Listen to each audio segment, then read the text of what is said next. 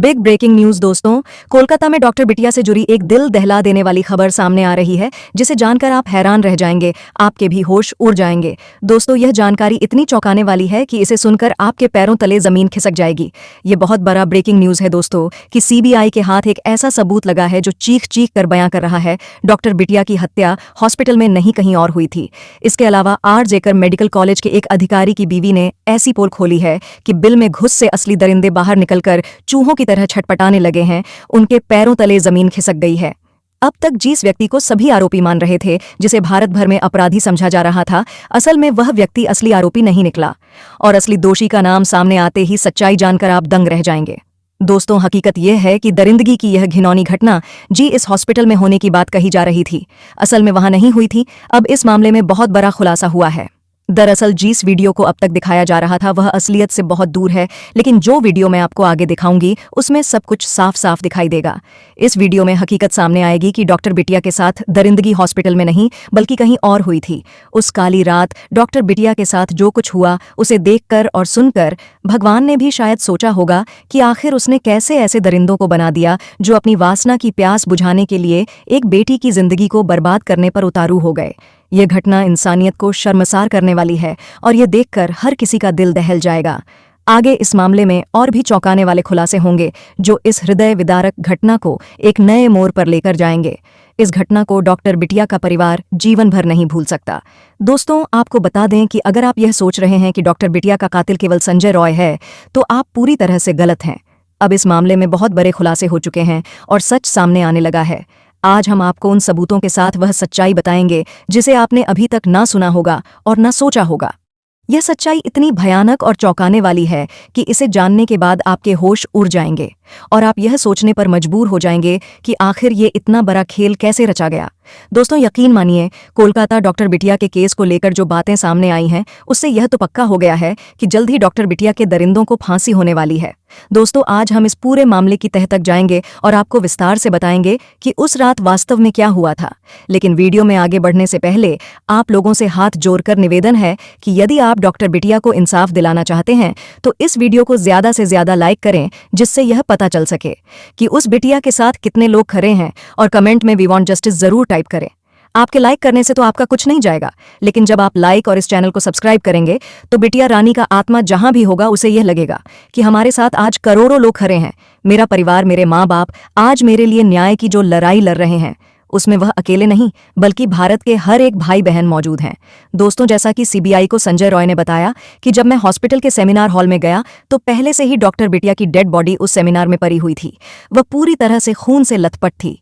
जब मैंने देखा तो मैं घबरा गया और लड़खड़ाते हुए किसी चीज से टकरा गया और वहां पर हमारा ईयरफोन गिर गया। मैंने डॉक्टर बिटिया को नहीं मारा है।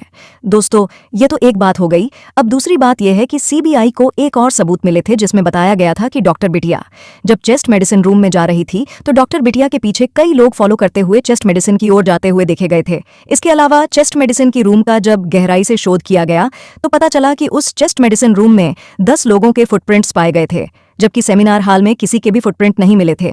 दोस्तों, अब आप लोग सोच रहे होंगे कि क्या चेस्ट मेडिसिन रूम में डॉक्टर बिटिया को मारा गया था, उसके साथ इतना जघन्य अपराध किया गया था? तो दोस्तों, हम आपको बता दें कि यह भी सच नहीं है। जब आप सच जानेंगे तो आपके होश उड़ जाएंगे। सबसे हैरानी वाली बात तो यह है कि सीबीआई को कंफ्यूज करने के लिए सीबीआई को यह पता ना चले कि असली जगह कौन सी थी जहां पर डॉक्टर बिटिया के साथ इतना बड़ा जघन्य अपराध हुआ। सीबीआई के माइंड को इस तरह डाइवर्ट करने की कोशिश की गई, सीबीआई को पूरी तरह से लग जाए कि डॉक्टर बिटिया के साथ जो जघन्य अपराध हुआ यह सेमिनार हॉल में ही हुआ था। उसके बाद सीबीआई की पूरी नज़र और कहीं न जाकर के इसी सेमिनार हॉल के इर्द गिर्द ही घूमती रहे और इसी में सीबीआई फंसी रहे। दरअसल डॉक्टर बिटिया के साथ हुए अपराध के तुरंत बाद इस तरह सेमिनार हॉल को तोड़ा गया। जिस तरह सबूत को मिटाने की कोशिश की गई, यह पूरा मामला सिर्फ और सिर्फ सीबीआई को डाइवर्ट करने के लिए किया गया था। और इससे रिलेटेड सीबीआई के हाथ एक ऐसा सबूत भी मिल गया है जिससे अपराधी के मास्टरमाइंड का पूरा खेल समझ में आ गया है।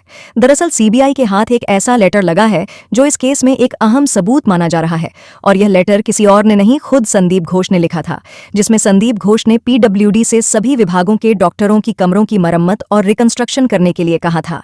पहले यह समझा जा रहा था कि पीडब्ल्यूडी को रिनोवेशन का काम शुरू करने का निर्देश आर जीकर मेडिकल कॉलेज के किसी प्रशासनिक अधिकारी ने दिया था, लेकिन परमिशन लेटर मिलने के बाद यह साफ हो गया है कि घोष को रिनोवेशन कराने की जल्दी थी। इन्वेस्टिगेशन कर रहे अधिकारियों का कहना है कि इस डॉक्यूमेंट से यह साफ हो रहा है कि घोष को रिनोवेशन कराने की जल्दी थी, लिहाजा यह डॉक्यूमेंट डॉक्टर बिटिया के रेप मर्डर केस के बीच कड़ी जोड़ने में मदद कर सकता है। इसके अलावा डॉक्टर बिटिया का जो डीएनए रिपोर्ट आया है उसके हिसाब से सिर्फ और सिर्फ संजय राय को ही असली कातिल माना जा रहा है।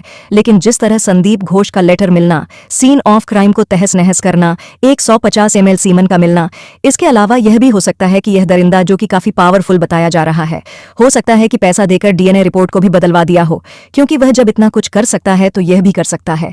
यह सारी बातें यह स्वीकार नहीं कर पा रही है कि डॉक्टर बिटिया के रेप और मर्डर में सिर्फ और सिर्फ संजय राय ही था। इसमें संदीप घोष के अलावा कई और बड़े चेहरे भी हो सकते हैं, इसलिए सीबीआई भी अभी कंफ्यूज में है।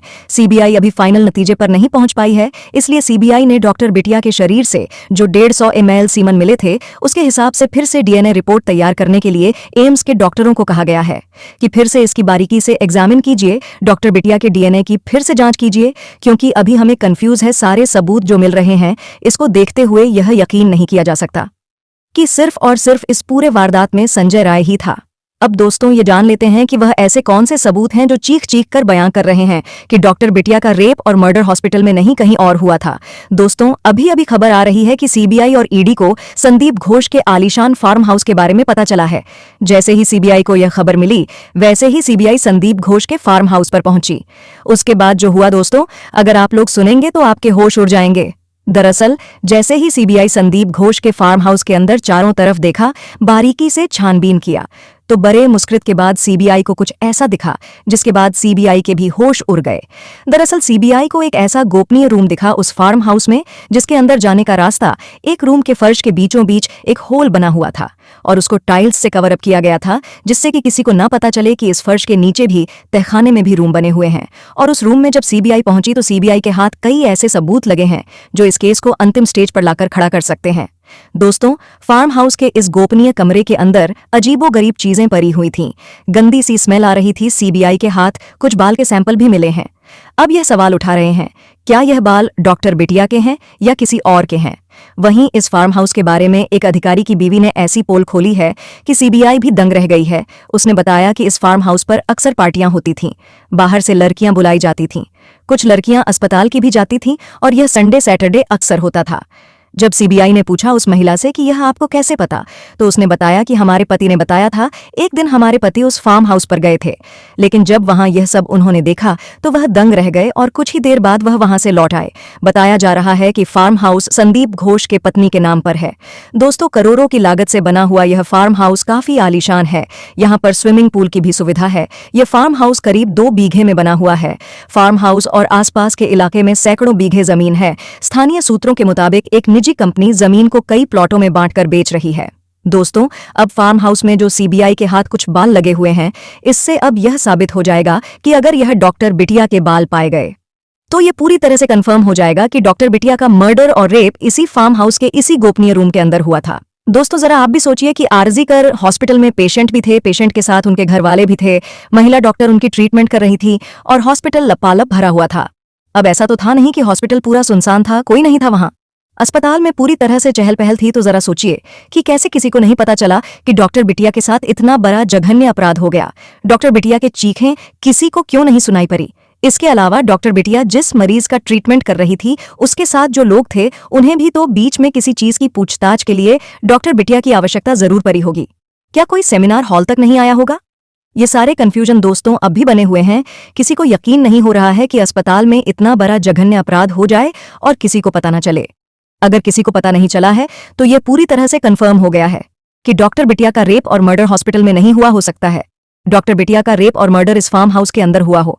अब तो दोस्तों डीएनए रिपोर्ट जो आएगी उसके बाद यह पता चल जाएगा कि पूरा मामला आखिर में क्या है। सीबीआई बड़े एक्शन में है। जल्द से जल्द फाइनल रिजल्ट लोगों के सामने लाने की वह भरपूर प्रयास कर रही है।